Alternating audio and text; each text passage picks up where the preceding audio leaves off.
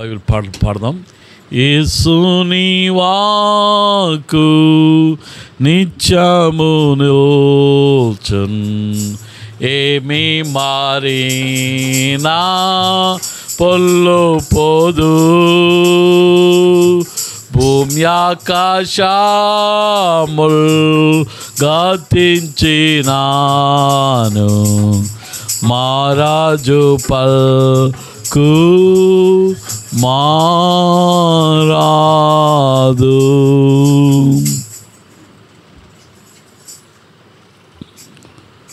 సమూయేలు రాసిన మొదటి గ్రంథం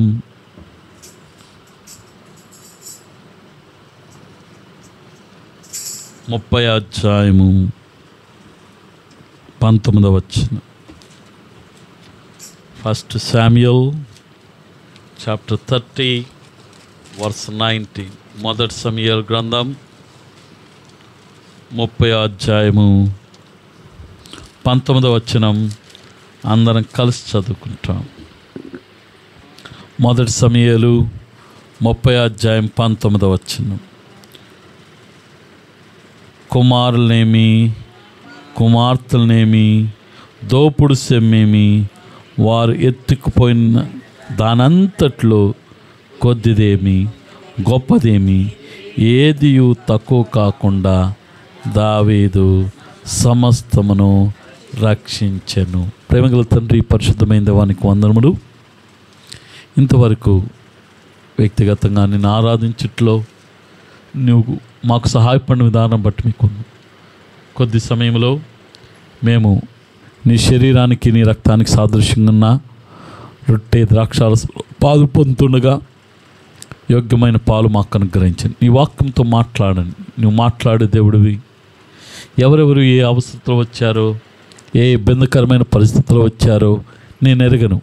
వారి ఆఖరి కొలది నీవే నీ వాక్యం ద్వారా మాతో మాట్లాడి సరిచేసి యోగ్యమైన రీతిలో బల్లో పాలు పొందుటకు కృప చూపించండి.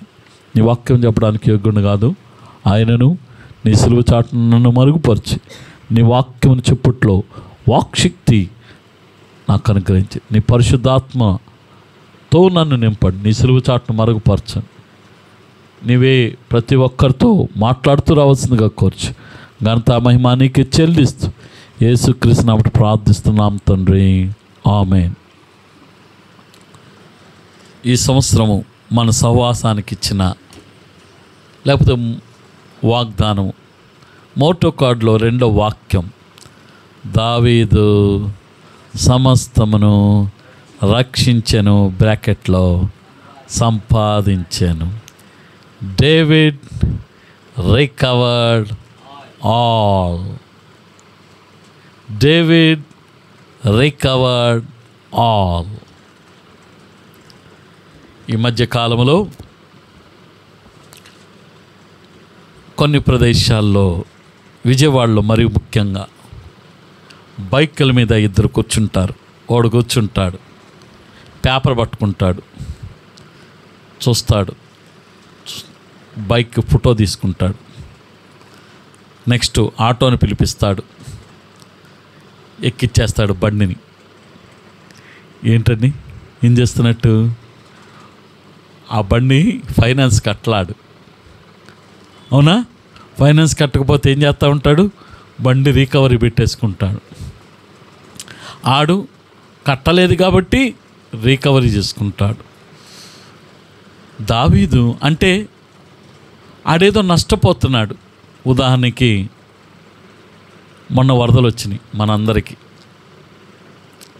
మీకు రాలేదు కానీ మా పేటకు వచ్చినాయి. తర్వాత సింగనగర్ వచ్చినాయి. మీ కట్ట దిగంగానే రాజరాజేశ్వరిపేట మునిగిపోయినాయి. కంసాలపేటలో కూడా వచ్చినట్టున్నాయి. కంసాలపేట వచ్చేసింది, సింగనగర్ వచ్చింది, వాంబే కాలనీ వచ్చేసింది, వైఎస్ఆర్ కాలనీ వచ్చేసింది, గుంటిపల్లిలో కొంత ప్రాంతం, శాంతినగర్, గుంటిపల్లి దగ్గర శాంతినగర్ మునిగిపోయినాయి. తర్వాత మహానాడులో కొంత ప్రాంతం. వాళ్ళు చాలా నష్టపోయారు. నష్టాన్నంతా ఇప్పుడు ఏం చేయాలా? సమకూర్చుకోవాలి. దావీదు కూడా రక్షించుకున్నాడు, లేకపోతే దావీదు సమస్తమును రక్షించుకొనెను, లేకపోతే సంపాదించుకున్నాడు. దావీదు ఏదో పోగొట్టుకున్నాడు. అవునా? దావీదు ఏదో పోగొట్టుకున్నాడు. ఆ పోగొట్టుకున్న దాన్నెల్లా ఏం చేస్తూ వచ్చాడు? సంపాదించుకున్నాడు, రక్షించుకున్నాడు. ఆత్మీయ జీవితంలో మనం కొన్ని నష్టపరుచుకుంటూ వచ్చాం, లేకపోతే మనం కోల్పోయాం. వి లాస్ట్ సంథింగ్. దావీదు కొన్ని నష్టపరుచుకున్నాడు, నష్టం పోయాడు.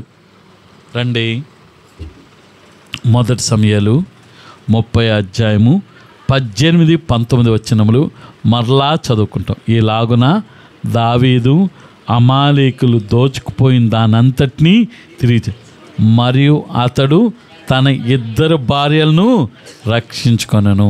ఏం పోగొట్టుకున్నాడు? మొట్టమొదట 2 భార్యలను పోగొట్టుకున్నాడు. కుమార్తెలు దోపుడు సొమ్మెను. వారు ఎత్తుకుపోయినా దానంతటిని, ఏమేమి ఎత్తుకుపోయినా, పశువులు ఎత్తుకుపోయారు. అవునా?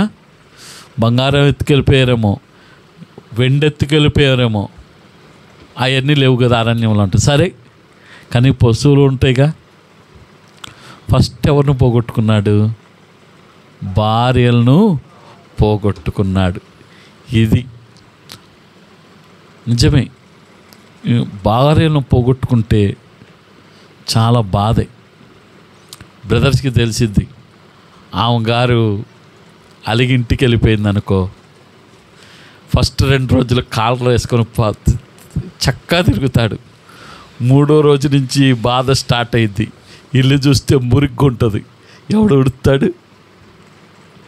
పొద్దున్నే లేచిన వెంటనే తిట్టో బొట్టో ఏమిస్తుంది? టీయో కాఫీ ఇస్తుంది. తర్వాత టిఫిన్ పెట్టిద్ది. సరే, ఇప్పుడు వాషింగ్ మిషన్ నుంచి మళ్ళీ ఎండబెట్టాలిగా. జనాలు ఏమనుకుంటారు?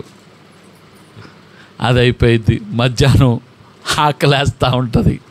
అన్నం, అంట్లు తోముకోవాలి. అరే, ఎప్పుడు వస్తుందిరా? వెంటనే ఫోన్ కొడతాడు. అమ్మా ఎప్పుడు బయలుదేరుతున్నాం? ఏం ఫోన్ ఎత్తదు. నిజమే. ఎంత బాధగా ఉంటుందంటే, ఓ భార్య పోగొట్టుకున్న వాళ్ళకి తెలిసిద్ది. ఫస్ట్ 2 రోజులు పేడ విరగడైపోయింది అనుకుంటాడు. ఆ తర్వాత తెలిసిద్ది అయ్యగారికి ఎంత బాధ ఉంటుందో.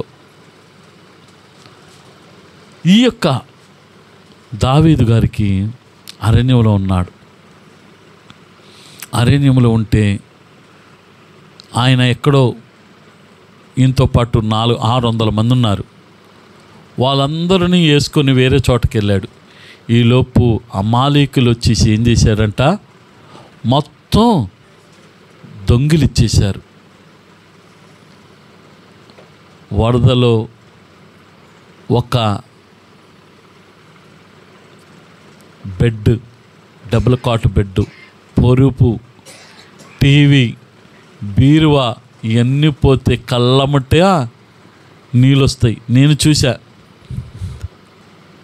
కళ్ళం నీళ్ళు వస్తాయి. ఏంట్రా ఇవన్నీ? బైకు రిపేరు ఇవన్నీ ఖర్చు చేసుకుంటే కనీసం 1,00,000కే బాధపడిపోతాం.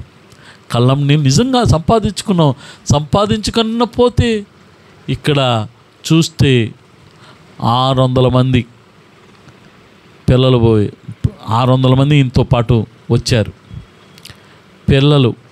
వాళ్ళ పిల్లలు, వాళ్ళ భార్యలు, వాళ్ళు గోల పెట్టేశారు. దావీదుని ఏం చేద్దాం అనుకున్నానంట? రాళ్లతో కొట్టి చంపుదాం అనుకుంటాను. ఇంకా వాళ్ళకి శక్తి లేదు. దావీదుకు కూడా ఏడ్చేశాడు. మొట్టమొదటిగా ఎవరిని పోగొట్టుకున్నాడు? భార్యలను పోగొట్టుకున్నాడు. దాంట్లో ఒక ఆమె ఉంది. రండి,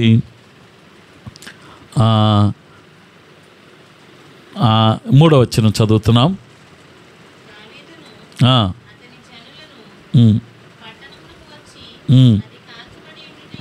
కాల్చబడి ఉండుట తన భార్యలను కుమార్తెలను చెరలోనికి కొనుక్కోబడి ఉండుట చూచి ఇక ఏడ్చుకుటకు శక్తి లేకపోవునంతగా బిగ్గరగా ఇజ్రాయేల్ రాలైన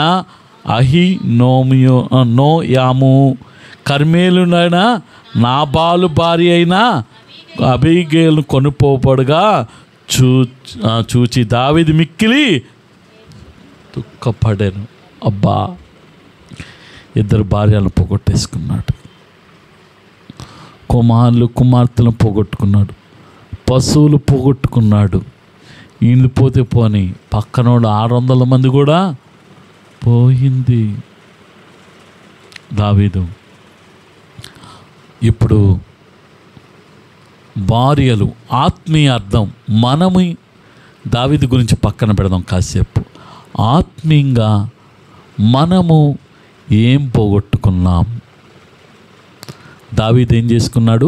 భార్యలను పోగొట్టుకున్నాడు. మొట్టమొదటిగా రండి, భార్యలు దేనికి సాదృశ్యంగా ఉన్నారు చూద్దాం. సామెతల గ్రంథం 19వ అధ్యాయం 14 వచనం. సామెతల గ్రంథం 19వ అధ్యాయం 14. గృహమును విత్తమును పితరులు ఇచ్చిన స్వాస్థ్యము సుబుద్ధి గల భార్య యెహోవా యొక్క దానము. సుబుద్ధి గల భార్య యెహోవా ఇచ్చు దానము. ఆత్మీయంగా మనం కూడా ఏం పోగొట్టుకున్నాం? సుబుద్ధిని పోగొట్టుకున్నాం. ఈరోజు దీనికి మనం ఆలోచిద్దాం, మనం సుబుద్ధిని పోగొట్టుకున్నామా? అదంతా రికవర్ చేసుకుందాం. దీనికి ఒక ఉదాహరణ చెప్తాను. దానికి పూర్వం ఒక వచనం చదువు, 2 వచనాలు చదువు. సామెతల గ్రంథం 13వ అధ్యాయం 15వ వచనం. సామెతల గ్రంథం. సుబుద్ధి దయను సంపాదించు. చాలండి. సుబుద్ధి ఏం చేస్తుందంట? దయను సంపాదిస్తుంది. అదే సామెతల గ్రంథం 19వ అధ్యాయం 11వ వచనం. ఒకని సుబుద్ధి వానికి దీర్ఘశాంతమును ఇచ్చును. మొట్టమొదటిది ఏం చూసాం? సుబుద్ధి దయను సంపాదిస్తుంది. రెండవది దీర్ఘశాంతము ఇస్తుంది. సుబుద్ధి దయను పుట్టిస్తుంది, దీర్ఘశాంతమును. ఇది గుర్తుపెట్టుకోండి. దావీదు ఏం పోగొట్టుకున్నాడు? భార్యలను పోగొడు. సుబుద్ధి గల భార్య యెహోవా ఇచ్చు దానము. దావీదుకు ఒక భార్య ఉంది. చాలామంది ఉన్నారు, వాళ్ళు ఇద్దరు అరణ్యంలో ఉన్నారు. వాళ్ళు ఒక ఆమె పేరు అబీగేలు. ఎవరండి? అబీగేలు. రండి, ఇప్పుడు మనం అసలు విషయానికి వచ్చాం. ఆత్మీయ జీవితంలో మనము ఏం పోగొట్టుకున్నాం? సుబుద్ధిని పోగొట్టుకున్నాం. దావీదు ఈ సుబుద్ధి గల భార్యను పోగొట్టుకున్నాడు. మొదటి సమూయేలు గ్రంథం 23వ అధ్యాయం. మొదటి సమూయేలు గ్రంథం 25వ అధ్యాయం. మొదటి సమూయేలు 25వ అధ్యాయం 3వ వచనం. అతని పేరు నాబాలు, అతని భార్య పేరు అబీగేలు. ఈ స్త్రీ సుబుద్ధి గలదై రూపసయుండెను. ఒక వచనం చదువుతుంటున్నాం. రండి, 40వ వచనం. దావీదు సేవకులు కర్మేలులో ఉన్న అబీగేలు నద్దకు వచ్చి, దావీదు మమ్మల్ని పిలిచి నిన్ను పెండ్లి చేసుకుని తోడుకొని రండని పంపివేశాను.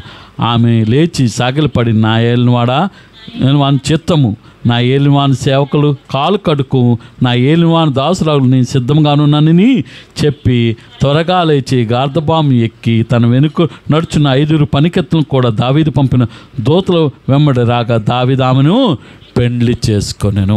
ఇక్కడ ఒక స్టోరీ మాటలు.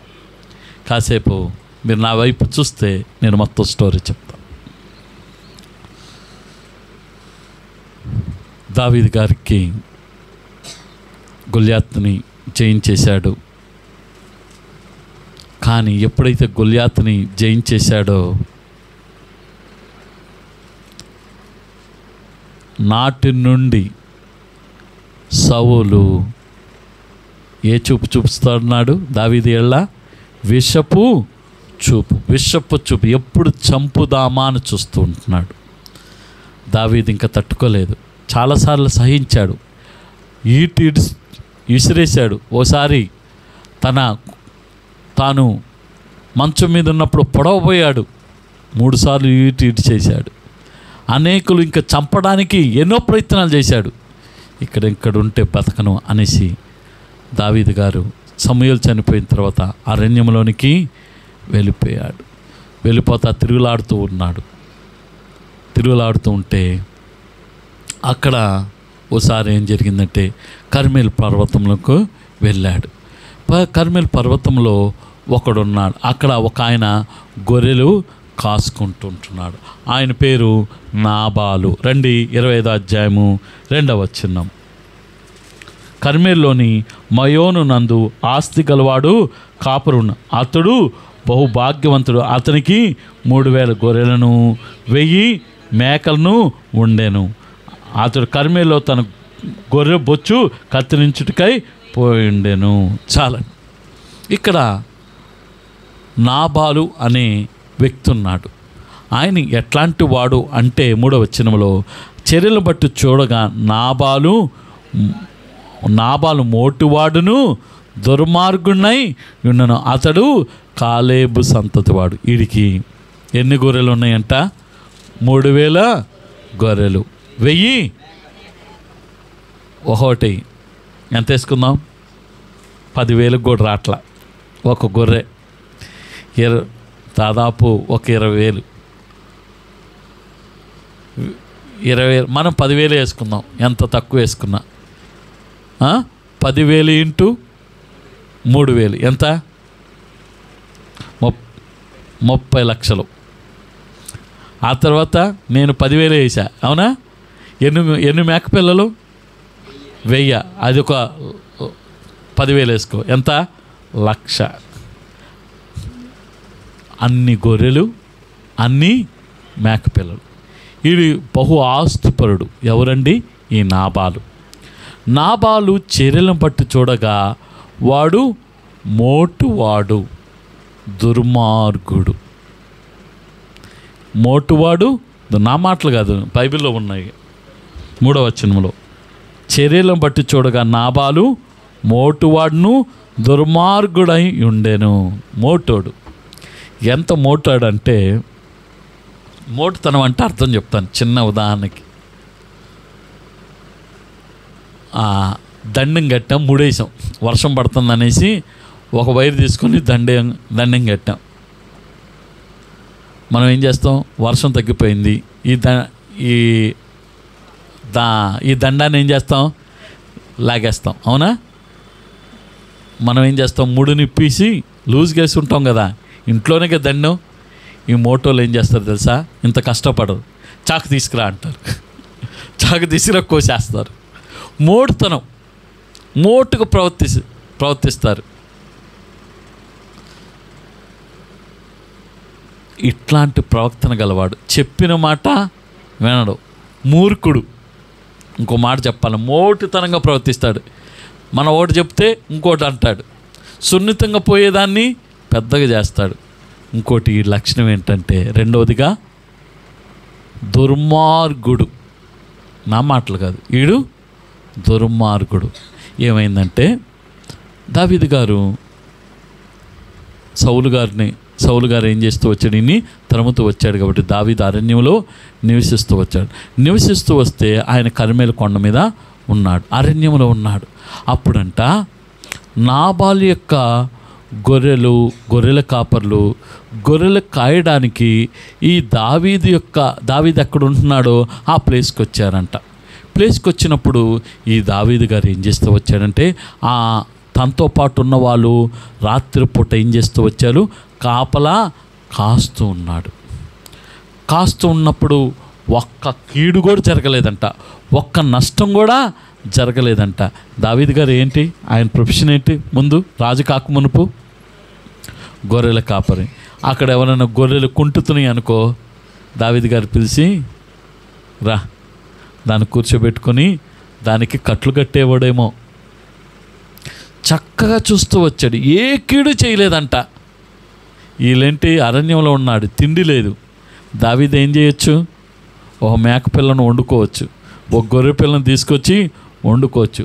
కానీ ఏం చేయలేదు, ఒక్క కీడు కూడా చేయకుండా దీన్ని సంరక్షిస్తున్నాడంట. ఇప్పుడు దావీదు గారు ఏం చేశాడంటే, నాబాల్ ఇంకా వాళ్ళు గొర్రెల కాపలంతా వెళ్ళిపోయారు వేరే చోటకి, ఇంటికి తీసుకెళ్ళారు. అప్పుడు బొచ్చు పెరుగుతుంది కాబట్టి దాన్ని కత్తిరించడానికి నాబాలు ఒక చోటకి వెళ్ళాడు. అక్కడికి దావీదు గారు కొంతమంది దాసులను పంపించి, నాబాల్ దగ్గరికి వెళ్ళండి, కుశల పరీక్షలను అడగండి, ఎట్లా ఉన్నావు, బాగున్నారా, సరే మా యొక్క యజమానుడు దావీదు గారు పంపించారు, మీరు ఏదో ఒకటి మీకు చేతనైన సహాయము చేయండి మా యజమానుడికి అని అడిగారు. ఇప్పుడు ఈడు ఎంత మూర్ఖుడంటే కఠినమైన మాటలు పలుకుతూ వచ్చాడు. రండి దైవ గ్రంథంలో చూద్దాం. 1 సమూయేలు 5వ వచనం నేను చదువుతున్నాను, 4వ వచనం చదువుతాను. నాబాలు గొర్రె బొచ్చు కత్తిరించి వేయుచున్నాడని అరణ్యమందు దావీదు విని తన పనివారిలో 10 మందిని పిలిచి వారితో ఇట్లను, మీరు కర్మేలుకు నాబాలు యొద్దకు పోయి నా పేరు చెప్పి కుశల ప్రశ్నలు అడిగి ఆ భాగ్యవంతుతో నీకును నీ ఇంటికి నీకు కలిగిన అంతట్లో క్షేమవునుగా కానీ పలికి ఈ వర్తమానం తెలియచెప్పవలను. నీ యొద్ద గొర్రె బొచ్చు కత్తిరించి వారు ఉన్నారు సంగతి నాకు వినబడును. నీ గొర్రెల కాపరు మా దగ్గర ఉన్నప్పుడు మేము వారికి ఏ కీడు చేసి ఉండలేదు. వారు కర్మేల్లో ఉన్నంతకాలం వారికి ఏది పోగొట్టుకోలేదు. నీ పని వారిని నీవు అడిగిన ఎలా వారు అలాగూ చెప్పుదురు. కాబట్టి నా పని వారికి దయచూపుము. శుభదినం మేము వచ్చితం కదా, నీకిష్టం వచ్చిన నీ దాసులకు నీ కుమారుడైన దావీదుకు ఇమ్ము. దావీదు పనివారు వచ్చి అతని పేరు చెప్పి ఆ మాటలన్నీ నాబాలుకు తెలియజెప్పి కూర్చుండగా, అప్పుడు నాబాలు అంటాడు, 10వ వచనం, నాబాలు దావీదు ఎవడు, యెష్షై కుమారుడెవడు, తమ యజమాని విడిచి పారిపోయిన దాసులు ఇప్పుడు అనేకులున్నారు. నేను సంపాదించిన అన్నపానములు నా బొచ్చు కత్తిరించి వారి కొరకు నేను వధించిన పశు మాంసమును తీసి నేను బొత్తిగా ఎరగని వానికి ఇస్తున్నాను దావీదు దాసునితో చెప్పగా వచ్చి అడిగాడు. ఉదాహరణకి మీరు ఒక సెల్ ఫోన్ పోగొట్టుకున్నారనుకోండి, పడిపోయింది, వాడు వచ్చేలేకి ఇచ్చాడంటే ఎంత సంతోషపడతావు, ఏమంటావు, అయ్యా నా కోసం నా తృప్తి కోసం ఏం చేయి, ఒక డ్రింక్ తాగయ్యా అంటావు. నిజంగా నేను దానికి ఒకసారి నా పర్సు పోయింది, ఈ పర్సు పోయింది, 2-3 సార్లు పోయిందిలే, 3 సార్లు దొరికింది. వాళ్ళు దాదాపు 4 రోజులు కూడా పట్టింది ఈ పర్సు దొరకటానికి. వాళ్ళు ఎవరో ఫోన్ చేసి నాకు ఇచ్చారు అన్న, ఏదో డబ్బులు కూడా లేవు, ఓన్లీ దాంట్లో ఏటీఎం కార్డు తర్వాత డ్రైవింగ్ లైసెన్స్లు ఇవి ఉంటాయి. వాడికి నేనేం చెప్పాను, అయినా ప్లీజ్ అన్న ఇంత కష్టపడ్డావు నాకు ఇచ్చావనేలకి అన్న ఏదో ఒకటి తీసుకుంటే వద్దొద్దు అన్నాను. సరే ఆఖరికి నేను పట్టుబట్టేలేక ఏం చేశాడంటే, మా పిల్లలు ఉన్నారు డ్రింక్ బాటిల్ ఇవ్వన్నా అన్నాడు. ఆయన ఏదో ఒకటి తీసుకోమన్నా, ఒక్కడికి నా పర్సు దొరికితేనే నేను ఏదో ఒకటి ఇచ్చానే.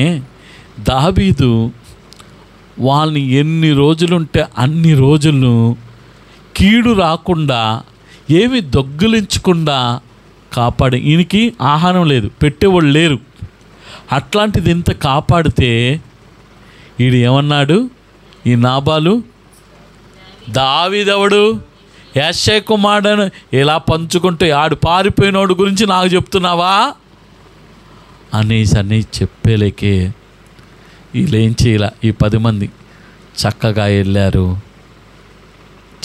దావీదు దగ్గరికి చెప్పబోయారు. ఇట్లాంటి నాబాలు దగ్గర పనిచేసి ఒక పన్నోడు ఏం చేశాడంటే, వెంటనే అబీగేల్ దగ్గరికి వచ్చాడు. అబీగేల్ దగ్గరికి వచ్చి, అయ్యా అమ్మగారు దావీదు పనోళ్ళు వచ్చారమ్మా, అడిగారు ఏదో కొంచెం పెట్టమని, కానీ మన యజమానుడు ఏం చేశాడు తెలుసా, రండి 15వ వచనం, ఆ మనుషులు మాకెంతో ఉపకారం చేసిన, నేను పొలంలో వారి మధ్య సంచరించినంతసేపు అపాయం కానీ నష్టమయం కానీ సంభవించదు. మేము గొర్రెలు కాయిస్తున్నంతసేపు వారు రాత్రింబగళ్ళు మా చుట్టూ ప్రాకారం. అయితే మా యజమానుకి అతని ఇంటి వారందరికీ వారు కీడు నిశ్చయించుకున్నాను. ఇప్పుడు నీవు చేయవలసింది జాగ్రత్తగా ఆలోచించు. మన యజమానుడు బహు పనికిమాలినవాడు. ఇంకో మాట చూస్తాం 14వ వచనంలో. కుశలం 14వ వచనం చదవండి. దావీదు అరణ్యంలో నుండి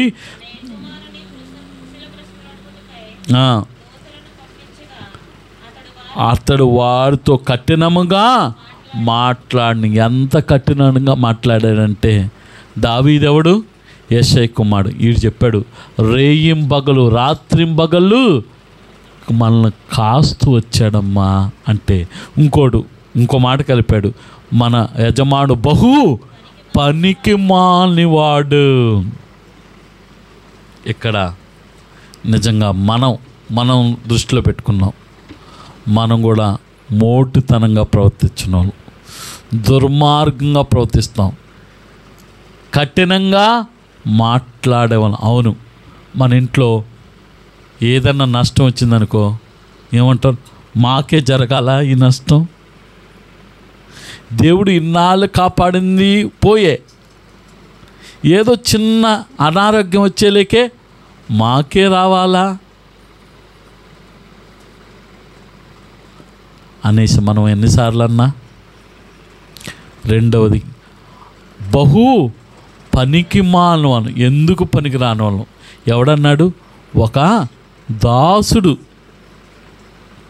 వాడే అంటాడు, మీ దేవుడు ఎంత గొప్పవాడయ్యా, ఎన్నో రోగాల నుంచి తప్పించేశాడు, మనకేదైనా అనానుకూల పరిస్థితులు చెప్తే చాలు మనం దేవుని మీద ఏం చేస్తాం? అలుగుతాం, వాక్యం చదవం, ప్రార్థన చేయం, మందిరానికి రాము. కానీ ఇది మన స్థితి. నాబాల్లాగా ప్రవర్తిస్తూ ఉంటాం. మొట్టమొదటిగా నాబాలు మోటోడు, రెండవదిగా దుర్మార్గుడు, మూడవదిగా కఠినంగా మాట్లాడేవాడు, నాలుగవదిగా పనికి మాలినవాడు, ఐదవదిగా చూద్దాం ఆయన లక్షణము. రండి, సమూయేలు రాసిన మొదటి గ్రంథము 25వ అధ్యాయం. ఈ మాటలు ఎప్పుడైతే ఈ మాటలు చెప్పిన తర్వాత ఒక్క నిమిషం ఆగండి. ఇప్పుడు ఈ మాటలు చెప్పిన తర్వాత అబీగేల్ ఏం చేసిందంటే, ఆయనతో చెప్పకుండా ఆమె ఏం చేసిందంటే త్వరపడి 18వ వచనం, మొదటి సమూయేలు 25వ అధ్యాయము 18. అందుకు అబీగేల్ నాబాల్తో ఏమీ చెప్పక త్వరపడి 200 రొట్టెలను 2 ద్రాక్షాతిత్తులను వండిన 5 గొర్రెల మాంసమును 5 మానికల వేయించిన ధాన్యమును 100 ద్రాక్షాగలను 200 అంజూరు పడలను గార్ధబామును మీద వేయించి తనకంట ముందుగా పంపించింది. చాలండి. ఏంటి 200 రొట్టెలంట, ఎన్ని తొత్తులు? 2 ద్రాక్షాతిత్తులను, వండిన 5 గొర్రెలు, 20 కేజీలు, 10 కేజీలు వేసుకో గొర్రెలు, 10 కేజీలు ఇంటూ 5, అవునా, 50 కేజీలు మాసాన్ని వండిచ్చిందంట. ఎన్ని వందలు రొట్టెలు? 200 రొట్టెలు. మనకు 10 చేసేలేకే అబ్బా చేతులు నొస్తున్నాయమ్మా, నేను చేయలేను. తర్వాత ద్రాక్ష తిత్తులు, వేయించిన ధాన్యం 5 మానికలంట, 100 ద్రాక్షారేసులు, 200 అంజూరు పడదు. బా ఇది తీసుకొని పంపించింది. అబీగేలు సుబుద్ధి గలది. అదే ఈ మాట ఈ నాబాలుకి చెప్తే గుండె పగిలిపోయేది. అమ్మో ఇంత నష్టమా, ఏదో 2 గొర్రెలతో పోయేది, ఎంత చేసింది ఏంటి అన్నది.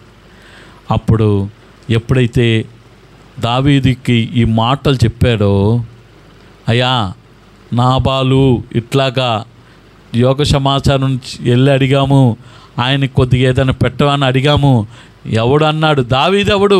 యెషై కుమారుడు ఎవడని చెప్పేలేకే దావీదు తన సైన్యంతో బయలుదేరిపోయాడు. చాలా సైన్యంతో బయలుదేరి దావీదు నాబాలనే వాడు ఇంకా బతకడు అనేసి దావీదు నాబాలును చంపడానికి బయలుదేరాడు. అప్పుడు నాబాలు భార్య అబీగైలు ఆయనకు ముందుగా వచ్చి ఇవన్నీ పంపించింది. అంతేకాదు 21వ వచనం చదువుదాం. అందుకు మునుపు దావీదు నాబాలు కలిగిన దానంతట్లో ఏదీ పోకుండా ఈ అరణ్యములో అతని ఆస్తి ఎంతో నేను వ్యర్థముగా కాయిచి వచ్చి ఉపకారమునకు నాకు అపకారము చేసి ఉన్నాడే అని అనుకొని అతనుకున్న వారిలో ఒక మగ పిల్లవాడినైనా తెల్లవారేపటికి నేనే ఉండనీయను, లేదా దేవుడు మరి గొప్ప అపాయము దావీదు శత్రులు కలుగుజేయునుగా కానీ ప్రమాణము చేసి ఉండెను. అసలు నాబాలు అసలు కుటుంబం మగోడెవడు ఉండకూడదని దావీదు బయలుదేరాడు. అపకారానికి ఏం చేస్తూ వచ్చాడండి? ఉపకారానికి ఏం చేస్తూ వచ్చాడు? అపకారం చేస్తూ వచ్చాడు. నాబాలు యొక్క స్థితి మనం కూడా అంతే. దేవుని మీదే ఎలాగైనా కక్ష సాధింపు చేస్తూ ఉంటాం. మొట్టమొదటిగా నాబాలు ఎట్లా అంటాడు? మోటోడు. రెండవది దుర్మార్గుడు. మూడవది కఠినంగా మాట్లాడాడు. నాలుగవది పనికి మామూలు కాదు, పనికి మాలినవాడు. ఐదవది ఉపకారమునకు అపకారము చేసేవాడు.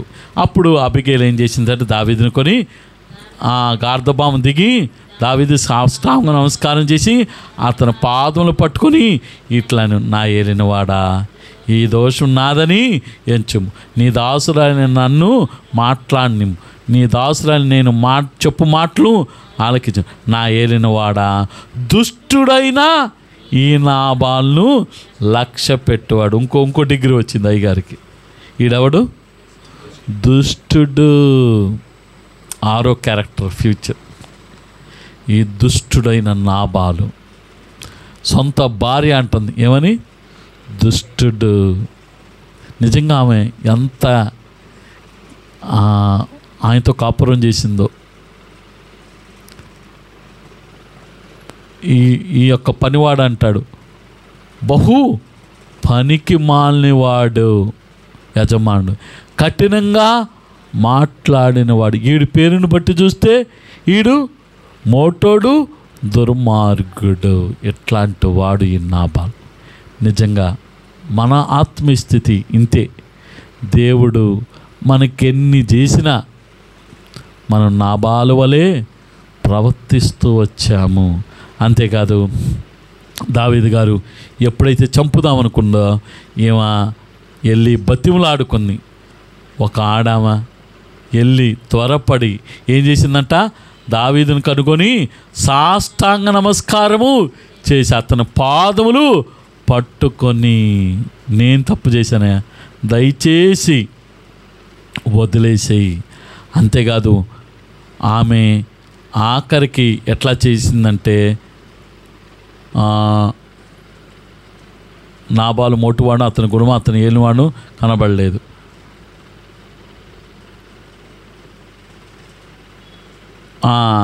29వ వచనం, నిన్ను హింసించుటకై నీ ప్రాణము తినుటకై ఎవడైనా ఉద్దేశించిన నా ఏళ్ళు వాగులకు నీ ప్రాణము నీ దేవుడైన యెహోవా యొద్ద నున్న జీవపు మూటలో కట్టబడును. ఒక్కడు ఒడిసెలతో రాయి విసిరినట్లు ఆయన నీ శత్రువుల ప్రాణమును విసిరివేయను.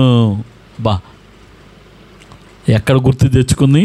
గొల్యాతును గుర్తు తెచ్చుకుంది. ఇట్లాగా బతిమలాడుకుంటూ వచ్చింది. నాబాలు చనిపోకూడదు, హతమవ్వకూడదు, ఆ కుటుంబం ఇంకా బ్రతకాలి అని ఉద్దేశంతో ఆ యొక్క సుబుద్ధి గల భార్య ఎవరు? అబీగైలు. ఇట్లాంటి వాడితో కాపురం చేస్తూ ఆఖరికి ప్రాణం నిలబెట్టడానికి తాను సాష్టాంగ నమస్కారం చేసి దావీదు ఎదుట సాగిలపడి ఇవన్నీ చెప్తూ వచ్చింది. సరే, ఇవన్నీ అయిపోయిన తర్వాత దావీదు, నీవు నన్ను రక్షించావు. చూడండి 32వ వచనం, 33 చదువు. అప్పుడు దావీదు, నాకు ఎదురు పట్టుకై నిన్ను పంపిన ఇశ్రాయేల్ దేవుడైన యెహోవాకు స్తోత్రం కలుగును. నేను పగ తీర్చుకొనుకుండాను, ఈ దినము ప్రాణము తీయకుండాను నన్ను ఆపినందుకై నీవు ఆశీర్వాదము నందుగా. నువ్వు చూపిన బుద్ధి విషయమై నీకు ఆశీర్వాదం. ఒకవేళ ఈమె రాకపోతే ఏం చేసేవాడు? నాబాలు అను మగవాడొక్కడు విడవబడుచున్న మాట నిశ్చయమని చెప్పి ఇంక అందరినీ చంపేసేవాడిని అనేసి చెప్పాడు. అలాగా దావీదు నాబాలును అతని కుటుంబమును చంపకుండా ఈ అబిగేలు ఎంతో ప్రాధాయపడుతూ వచ్చింది. ఈ అబిగేలు ఏం చేసిందంట, మళ్ళీ ఇంటికి వెళ్ళి కూర్చున్న తర్వాత నెక్స్ట్ రోజు ఈ నిషా దిగిపోయింది. నెక్స్ట్ చూడండి 36 అబిగేలు తిరిగి నాబాలు యొద్దకు రాగా రాజులు విందు చేసిన అతడు ఇంట్లో విందు చేసి త్రాగుచు బహు సంతోషించుచు మత్తుగా ఉండను. కనుక తెల్లవారు వరకు ఆమె అతనితో కొద్ది గొప్ప వారేమి చెప్పక ఉరికడు. ఉదయం నాబాలు మత్తు తగ్గి ఉన్నప్పుడు అతని భార్య అతనితో ఆ సంగతులన్నీ తెలియచెప్పగా భయము చేత అతని గుండె పగలను అతడు రాతి వలె బిగిసి 10 దినములు అయిన తర్వాత యెహోవా నాబాలును మొత్తెను గనక అతడు చనిపోయాను. ఇంకో లక్షణం, ఈడెవడండి? తాగుబోతు. ఈడెవడు? తాగుబోతు, మత్తుడైపోయాడంట. ఇది 7 చెడ్డ గుణాలు మన జీవితంలో దావీదు దావీదు సమస్తమును సంపాదించుకుని రక్షించుకుని. ఏం సంపాదించుకున్నాడు? సుబుద్ధిని సంపాదించుడు. సుబుద్ధి ఏం చేస్తుందండి? దీర్ఘశాంతమును. నా మాటలు కాదు, ఇందాక చదివాం రండి. సామెతల గ్రంథం 19వ అధ్యాయం 11వ వచనం, ఒకని సుబుద్ధి వానికి దీర్ఘశాంతమును ఇచ్చును, తప్పులు క్షమించ అట్టి వానికి ఘనతనిచ్చును. సామెతలు 19:11, ఒకని సుబుద్ధి వానికి దీర్ఘశాంతమునిచ్చింది. నిజంగా 13వ అధ్యాయం సామెతలు 13వ అధ్యాయం దయను పట్టిస్తుందని చదివాం. 15వ వచనం సామెతలు 13వ అధ్యాయము, సుబుద్ధి దయను సంపాదించు. ఈ అబిగేలు దావీదుడు మోకలండి సాగిలపడి సాష్టాంగం చేసి ఏం సంపాదించుకుంది? ఇప్పుడు మనం ఏం సంపాదించుకుంటున్నాం? ఈ సంవత్సరం మనం ఏం సంపాదించుకోవాలి? సుబుద్ధిని సంపాదించుకోవాలి. ఎట్లా ఉండకూడదు? నాబాలు వలె ఉండకూడదు. నాబాలు ఎట్లాంటి వాడు? మోటువాడు. రెండవది దుర్మార్గుడు. మూడవది కఠినంగా మాట్లాడేవాడు. నాలుగవది బహు పనికి మాలినవాడు. ఐదవది ఉపకారానికి అపకారం చేశాడు. ఆరవది దుష్టుడు. ఏడవది మత్తు తాగుబోతు. ఎట్లాంటిది? మనం కూడా మత్తుకుంటాం. దేవుని విషయాల పట్ల మనకేముండదు, ఆసక్తి ఉండదు. ప్రభు రాకడ వస్తుందంటే వీడి గుర్తెరగడు, వీడు ఇంకా నిద్రపోతానే ఉంటాడు. మందిరికి రాడు, వాక్యపట్నానికి రాడు, ప్రార్థనకి రాడు. అప్పుడు జబ్బు వచ్చినప్పుడు నీ జబ్బుదా అంటే డామని పడతాడు. నా మాటలు కాదు, 10 రోజులు. అప్పుడు దావీదు ఆమెను ఏం చేసుకున్నాడు? ఎప్పుడైతే ఈ వార్త వచ్చింది నాబాలు చచ్చిపోయాడని, దావీదు ఏం చేశాడంటే వెళ్ళి అబీగేల్ని తీసుకొని వచ్చి, ఆమె కూడా ఇష్టపడింది, వాళ్ళిద్దరూ వివాహం చేసుకున్నారు. మనం దేవునికి ఎవరు? పెండ్లి కుమార్తెలంగా సిద్ధపడాలి. నీవు నేను అబీగేలు వలె సుబుద్ధి కలిగి ప్రభు రాకడ కొరకు సిద్ధపడును గాక. ఏ లక్షణాలు ఉండకూడదు? 7 లక్షణాలు, నాబాల్ లక్షణాలు ఉండకూడదు. మొట్టమొదటిగా గుర్తుపెట్టుకోవాలి, మరి ఎప్పుడు మర్చిపోకూడదు. ఏముండకూడదు? మోటుతనం ఉండకూడదు. రెండవది దుర్మార్గంగా ఉండకూడదు. మూడవది కఠినంగా మాట్లాడకూడదు. నాలుగవది బహు పనికిమాలంగా ఉండకూడదు. ఐదవదిగా ఉపకారానికి అపకారం చేయకూడదు. ఆరవది దుష్టులుగా ఉండకూడదు. ఏడవదిగా మత్తులుగా ఉండకూడదు. ఈ లక్షణాలు తీసివేసి మనము ఎలాగుండాలి? సుబుద్ధి ఏం చేస్తుంది? దయను చూపిస్తుంది. రెండవదిగా దీర్ఘశాంతం. ఈ 2 దావీదుకు ఉన్నాయి, అబిగయీలుకు ఉంది. అట్టి లక్షణాలు కలిగి మనము జీవించి మనం పరీక్ష చేసుకుందాం. ప్రభువా, ఈ సంవత్సరము నేను అబిగయీలు వలె, దావీదు వలె ఉంటాను. దావీదు సమస్తమును రక్షించుకు, నేను కూడా సంపాదించుకుంటా సుబుద్ధి అని తీర్మానం చేసుకొని యోగ్యమైన రీతిలో బలలో పాలు పొందుగాక.